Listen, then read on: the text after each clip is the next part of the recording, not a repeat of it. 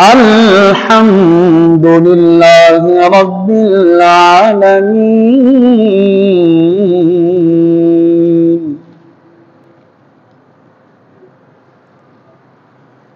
والعاقبة للمتقين والصلاة والسلام على أشرف الأنبياء والمرسلين أما بعد فأعوذ بالله من الشيطان الرجيم بسم الله الرحمن الرحيم قل لا أسألكم عليه أجرا إلا المودة في القربى آمنت بالله صدق الله العظيم وبلغنا رسوله النبي الكريم الأمين إن الله وملائكته يصلون على النبي يا أيها الذين آمنوا صلوا عليه وسلموا تسليما بآواز بلند پڑھیے الصلاة والسلام عليك يا رسول الله الصلاة والسلام عليك يا حبيب الله اللہ پاک کی بے پایاں حمد و صلات سرور کائنات فخر موجودات امام الانبیاء سید انس و جاں والی کون و مکان شافع یوم جزا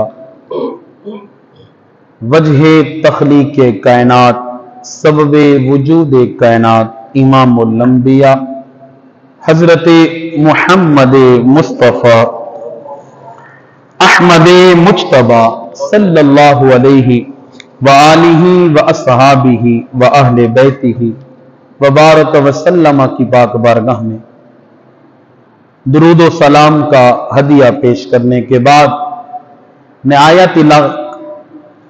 نہایت لائق صد اعزاز و تکریم میرے عزیز نمازی بھائیو السلام علیکم ورحمۃ اللہ وبرکاتہ۔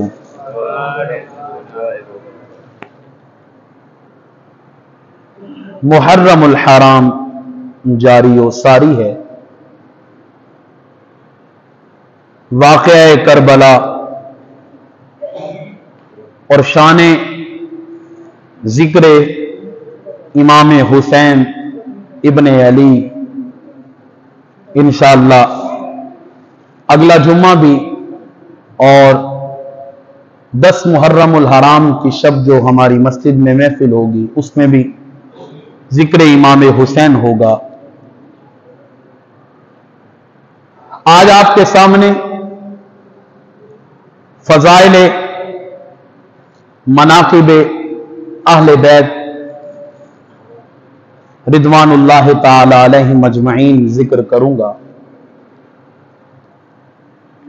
سامعین محترم، اس کائنات میں نسبتیں، تعلقات، رشتہ داریاں ہر کسی کی ہوتی ہیں، مگر جو نسبت، جو تعلق، جو رشتہ داری، جو خاندان، جو گھرانہ میرے آقا کا ہے اس جیسا کوئی نہیں۔ جو اعزاز، جو تعظیم، جو تکریم، جو مقام، جو مرتبہ میرے نبی کے گھرانے کو، اہل بیت کو حاصل ہے، کائنات میں ایسا اعزاز، ایسی تعظیم کسی کو حاصل نہیں ہے۔ یاد رکھیں، آل، لفظ آل جو ہے یہ معززین کے لیے استعمال کیا جاتا ہے۔ آل فرعون اپنے وقت کے معززین تھے، اسی طرح اور کئی آل ہیں دنیا میں بے مثال دنیا میں بے شمار مثالیں ہیں، لیکن ایک آل نبی ہے، اور یہ جو اعزاز اور یہ جو تکریم ہے آل نبی، یہ اعزاز اور یہ تکریم، یہ نسبت، یہ مقام، یہ مرتبہ کسی اور کو حاصل نہیں ہے۔ اہل بیت اطہار اس کائنات کے عظیم لوگوں میں سے عظیم ہیں۔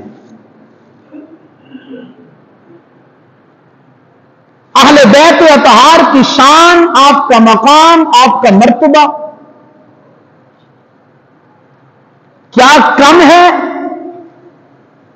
کہ میرے آقا اپنے اہل بیت اطہار کے تذکرے فرماتے ہیں؟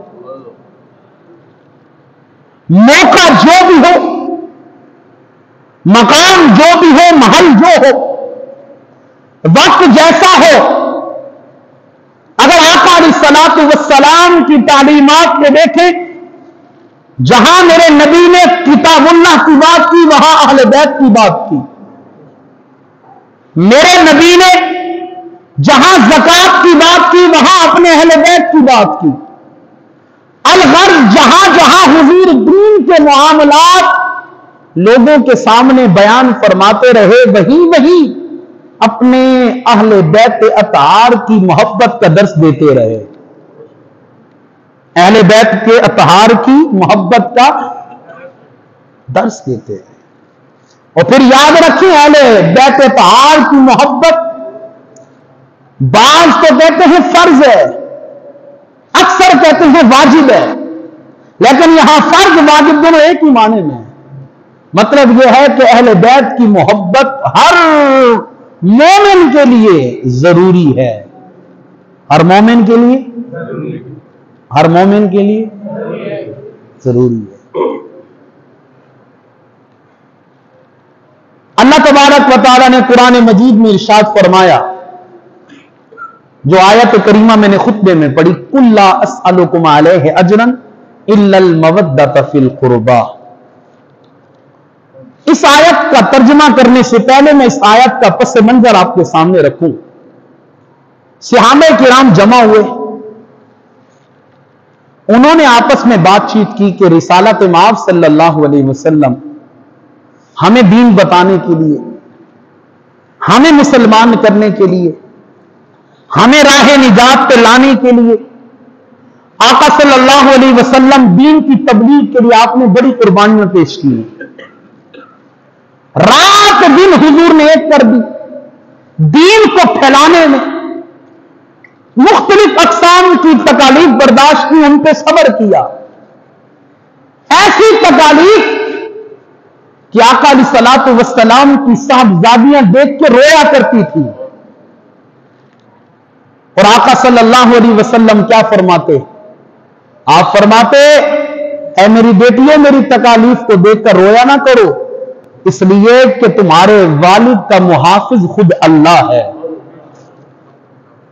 حضور صبر دیتے تھے، تو اتنی محنت آقا فرماتے ہیں، یہ صحابہ کا کہنا ہے، صحابہ کرام نے مال جمع کیا، رقم جمع کی کہ حضور کی بارگاہ میں ہدیہ پیش کیا جائے، کیونکہ آقا علیہ الصلوۃ والسلام تو تبلیغ میں مصروف ہیں، ذریعہ معاش تو حضور کا کوئی نہیں، تجارت آپ فرما نہیں رہے، تو ہم جو ہے ہر مہینہ حضور کی بارگاہ میں یہ ہدیہ پیش کیا کریں گے۔ اب یہ ہدیہ حضور کی بارگاہ میں دے کون؟ تو پھر صحابہ کرام نے انتخاب کیا حضرت عباس کا، حضرت عباس بن عبد المطلب، جو حضور علیہ الصلوۃ والسلام کے چچا ہیں، حضور کے۔ کسی نے پوچھا، ہے عباس آپ بڑے ہیں یا رسول اللہ بڑے ہیں؟ آپ بڑے ہیں یا سگے چچا ہیں؟ آپ بڑے ہیں یا رسول اللہ بڑے ہیں؟ کہا، لوگوں بڑے تو رسول اللہ ہیں، پہلے میں پیدا ہوا ہوں۔ سوال بھی عمر کے بارے میں تھا، عمر میں آپ بڑے ہیں یا آقا؟ تو فرمایا بڑے تو حضور ہیں، پر پہلے میں پیدا ہوا ہوں. ادب دیکھیے, کہا عباس یہ کام آپ ہی کر سکتے ہیں, حضور سے آپ ہی بات کر سکتے ہیں. سارے صحابہ نے مل کر جو جمع کیا تھا حضرت عباس کو دیا, حضور کی بارگاہ میں گئے. آقا علیہ الصلوۃ والسلام سے بات چیت چل رہی ہے کہ رب نے قرآن اتار دیا, قُلْ لَا أَسْأَلُكُمْ عَلَيْهِ أَجْرًا إِلَّا الْمَوَدَّةَ فِي الْقُرْبَى. اے محبوب, یہ آپ کی تبلیغ پر, نماز سکھانے پر, زکوٰۃ کے مسائل سکھانے پر, روزے کے حکامات سکھانے پر, دین سکھانے پر, جنت میں لے جانے جہنم سے بچانے پر آپ کو اجر دینے کی باتیں کرتے ہیں. آقا آپ ان سے فرمائے مجھے کوئی اجر